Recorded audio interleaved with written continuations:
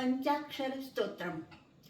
नागेन्द्रहाराय त्रिलोचनाय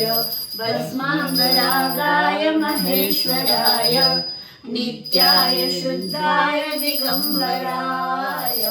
तस्मै नकाराय नमः शिवाय मन्दाकिनी सरलसदन चर्चिताय नन्दीश्वर प्रवथनाथ महेश्वराय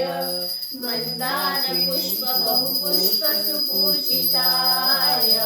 तस्मै मकाराय नमः शिवाय शिवाय गौरीवदनाथ वृन्द सूर्याय दक्षाध्वरनाशकाय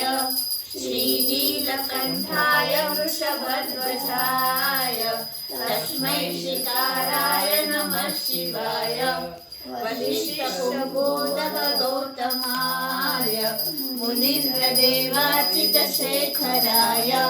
चन्द्रार्कवैश्वानरलोचनाय तस्मै वकाराय नमः शिवाय यक्षस्वरूपाय जटाधराय पिनाकहस्ताय धनातनाय दिव्याय देवाय दिगम्बराय तस्मै यकाराय नमः शिवाय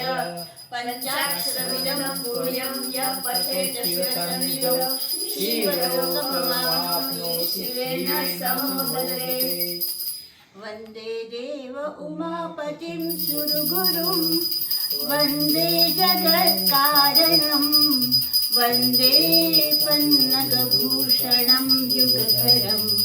वन्दे पशूनां पतिं